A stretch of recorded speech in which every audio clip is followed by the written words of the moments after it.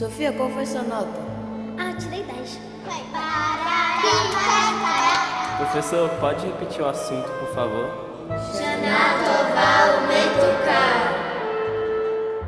Nos primeiros 5 anos do século XX, já havia aqui 8 rapazes, sem as esposas.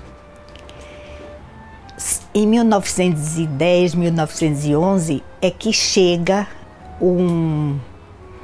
mais um rapaz na época, ele também era um pouco mais velho do que os outros, e ele é que começa a liderar esse grupo dos 8 rapazes. Antes de 1910, eles estavam preocupados, isso eu vi em algumas entrevistas de imigrantes, como é que seria quando os casais começassem a ter filhos, como ia ser a educação deles. Porque essa é a principal mitzvah quer dizer, o principal mandamento do judaísmo,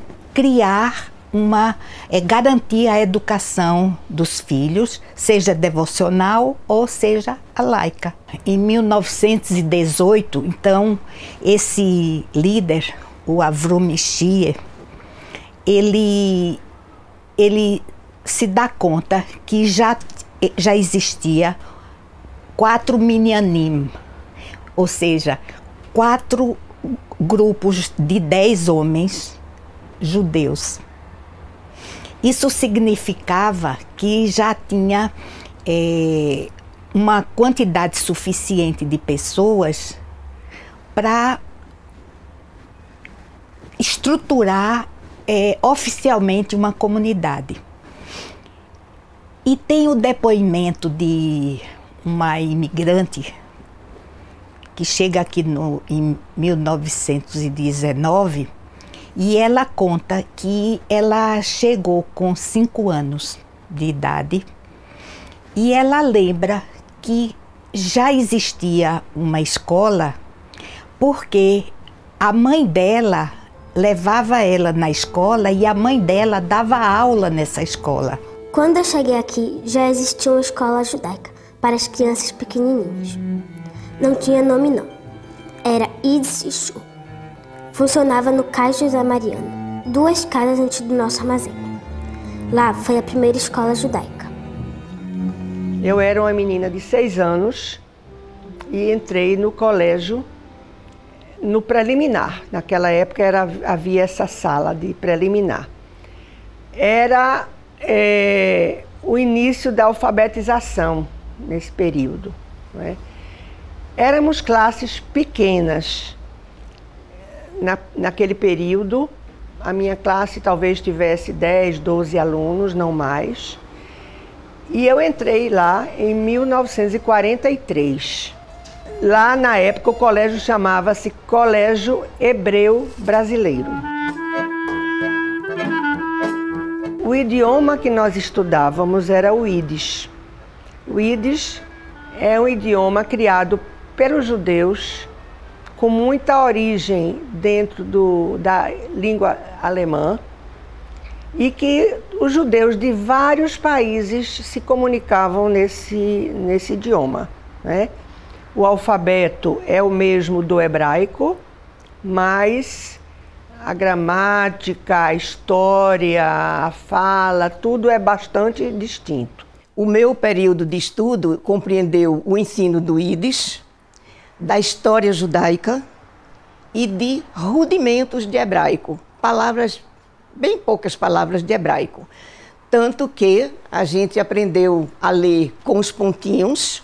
Os pontinhos significam as vogais na língua hebraica, que só tem consoantes, né? No hebraico só tem consoantes, e os pontinhos constituem os sons das vogais. Agora, vou eu me lembrar dos tempos que eu me lembro que o colégio tinha uma importância muito grande, e eu estou falando nos anos 50 e pouco, em que você tinha uma Berta Margolis, que era uma pessoa que, além de tudo, tinha todo um espírito de educadora e tinha uma cultura muito grande, principalmente Yiddish. Então eu me lembro bem que o colégio ensinava os grandes poetas judeus, as grandes... Eu me lembro que ela me chamava, por exemplo, Purim, na festa, que é um carnaval da gente, eu tinha que me vestir de palhaço para vir fazer a festinha do colégio. Eu me lembro que Simchas Torá, que é a festa da Torá, o colégio fazia a escola sair com a Torá, com as velas, com a maçã, tudo isso fazia parte. Por quê? Nós não tínhamos televisão, nós não tínhamos carro, nós não tínhamos shopping, nós não tínhamos... O máximo que a gente tinha eram os movimentos juvenis, que na minha época era a Shomera Tzaí, que era um tipo de movimento, que depois foi substituído por outro grupo que era do Dror. Mas a escola era a essência do judaísmo aqui dentro da comunidade. Então todas as tradições e todas as festividades, independente do seu cunho religioso, eles eram feitas pela escola. A escola era o centro da circulação do judaísmo.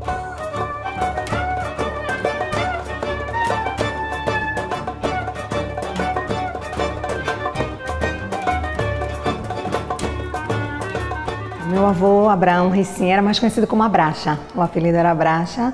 Ele foi presidente da comissão de construção do prédio da Dom Bosco, na cidade do Recife, bairro da Boa Vista. Ele sempre contava em casa, história familiar, que minha tia Anete, a caçulinha da família, chegou em casa um dia reclamando muito que no colégio tinha rato e que ela não queria mais estudar nesse colégio israelita, não. E que ela ia sair do colégio e não queria mais ir para lá. E ele sempre contava que isso foi o divisor de águas para ele.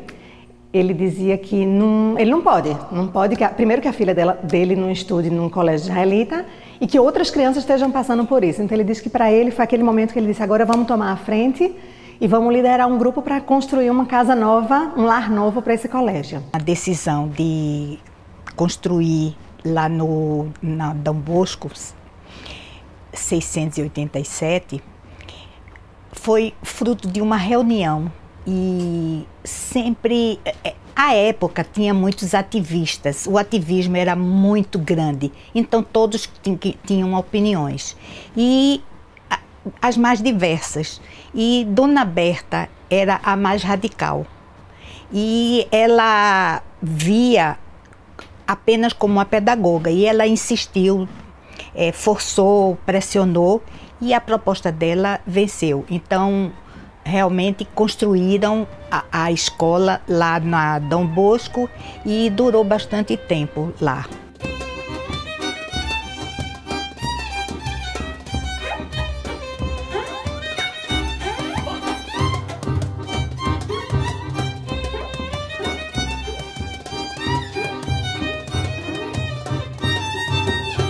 Ser estudante no Colégio Israelita, que não era no endereço atual, era na Rua Dom Bosco, no passado, fazia parte de uma vivência judaica que a gente tinha, né? Eu era um menino da Boa Vista, quase toda a comunidade judaica vivia nesse bairro naquela época, então a gente frequentava a pé a escola, o clube, o movimento juvenil, a sinagoga, as casas dos amigos, tudo fazia parte de um universo em que a gente vivia, se identificava.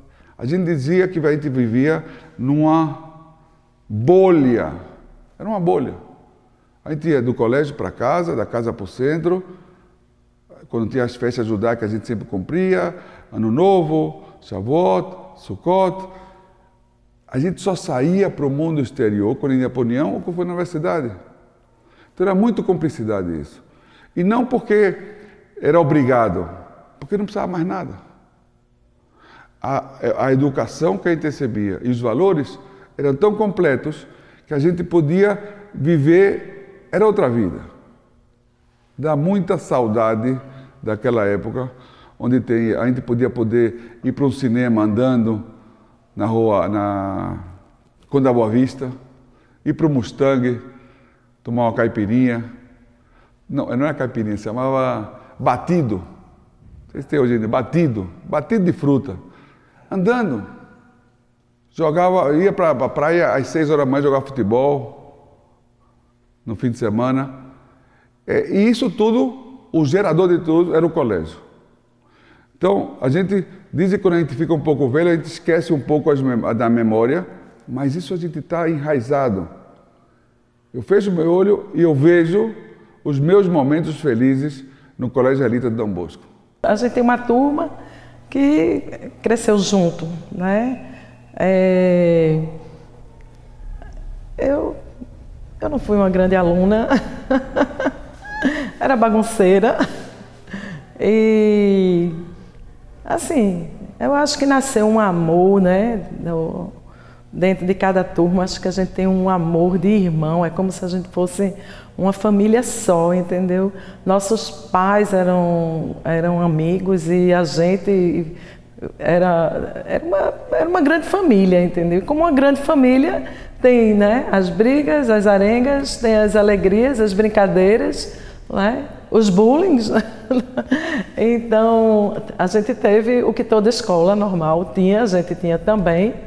E agora que de diferente, eu acho que a gente tem um sentimento de pertencimento muito forte, sabe? Que eu acho que isso vem com a gente desde a infância.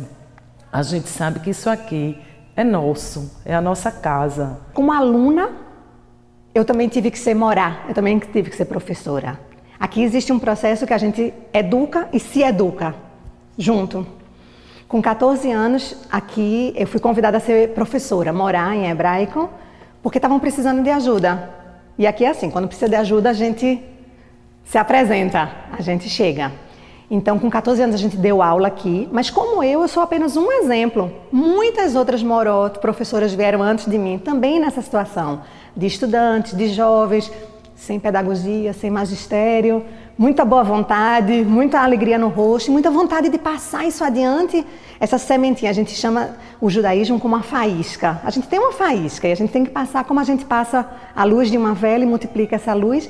A gente vai passando e eu fiz parte disso. Então, de 14 a 18 anos, foi isso que eu fiz da minha vida.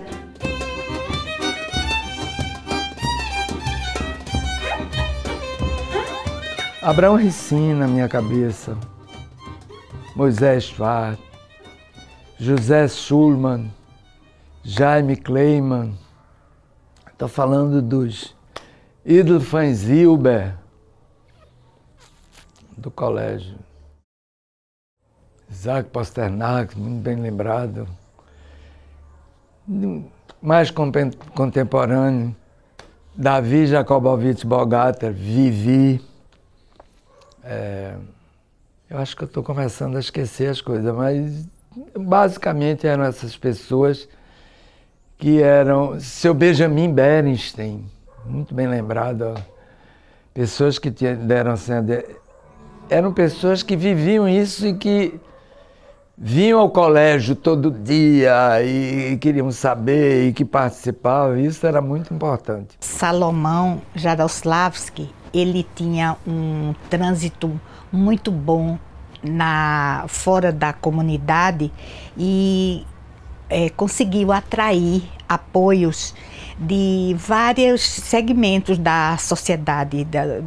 Ele tinha apoios para educação, trazer pessoas para a escola, ciclo de palestras, e Salomão também modernizou o ensino. Salomão era o diretor, inclusive do ponto de vista oficial, fiscal, tudo isso. E isso dava inclusive dava assim, uma responsabilidade muito grande para ele e para a escola, era respeitado.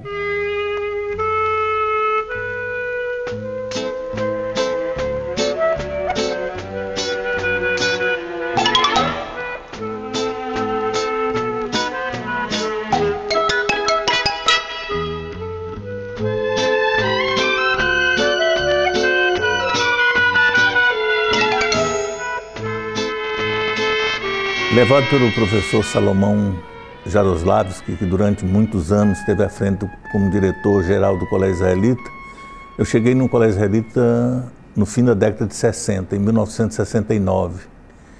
E permaneci no Colégio Israelita até o início da década de 90.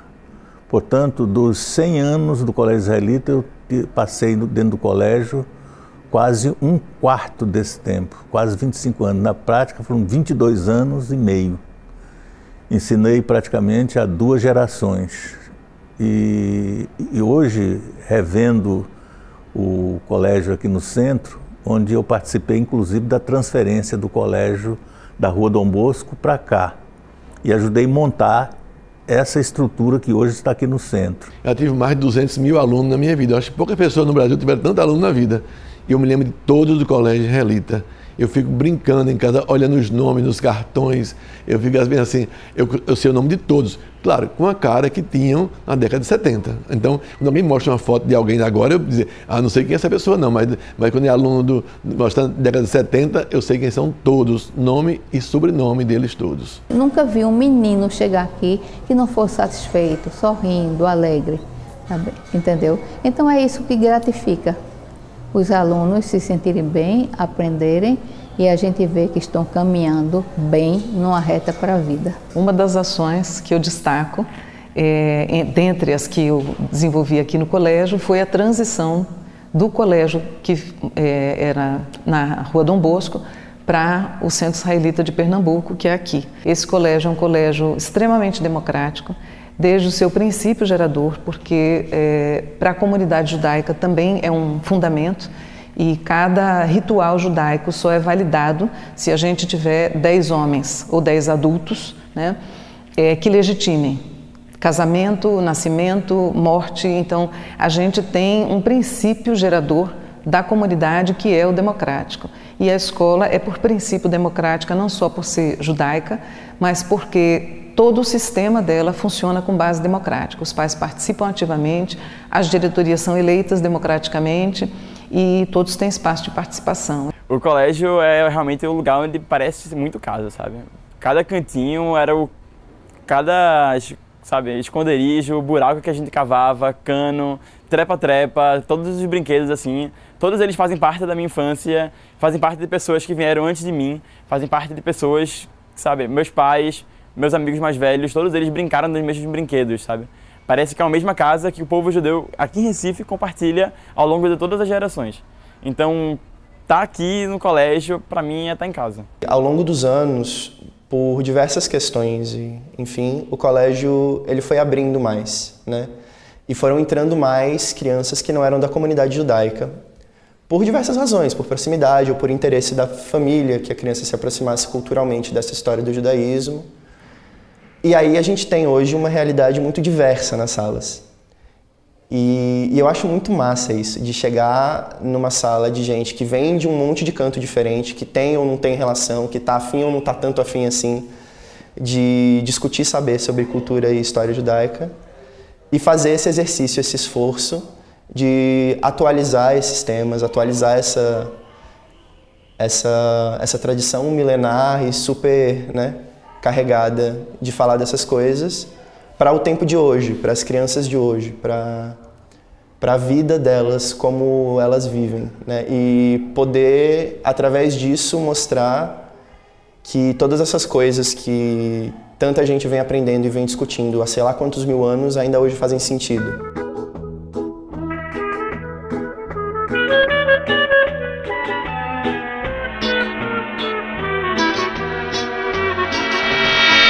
O grupo de mães não assim, foca tanto em tentar ajudar na parte de educação, mas também na parte da estrutura, como melhorar a estrutura da escola, como trazer coisas novas para a escola, o bem-estar das crianças, né? Então é mais amplo, né? Uma questão mais ampla que esse grupo tenta trabalhar, né? E isso é muito interessante, assim, a gente tanto eu vi a minha mãe fazer, né? E eu via que era realmente uma coisa que fazia diferença para a escola, porque era um apoio dos pais ali dentro, né? Tentando ali levantar coisas, o que podia lá.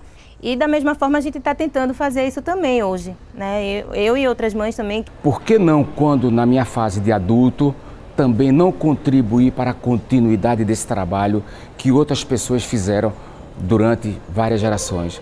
Então, quando me convidaram para ser o presidente do colégio, eu já tinha 30 e poucos anos, o que me veio à mente foi o que eu recebi de outras pessoas, que se dedicaram por essas instituições, porque eu também não retribuí esse trabalho comunitário.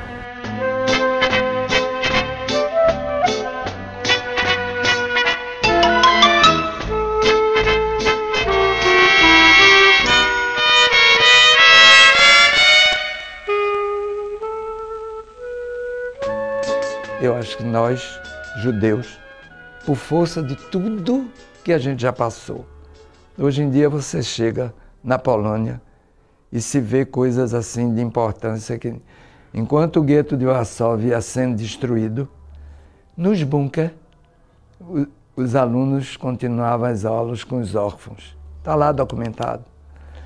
Cada vez diminuía o número de alunos e cada vez diminuía o número... Mas até o fim se estudava.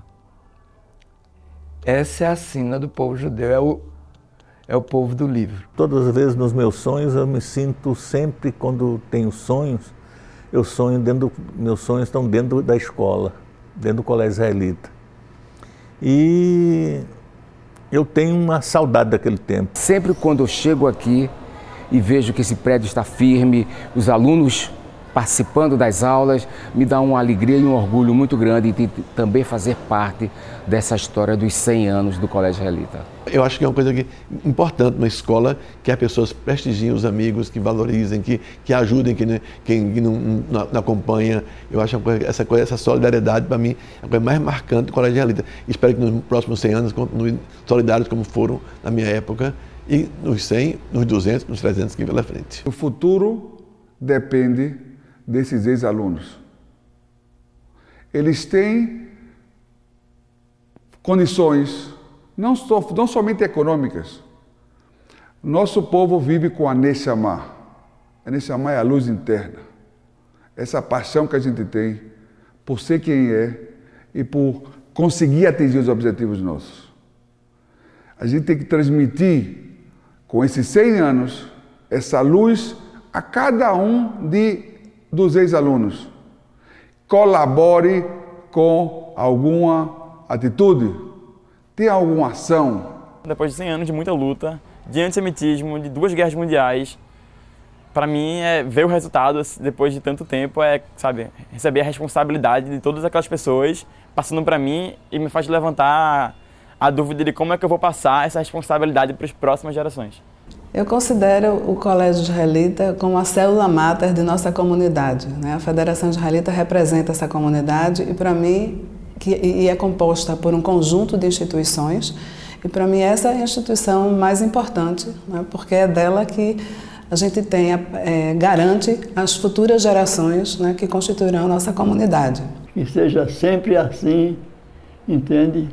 Com afinco e com trabalho.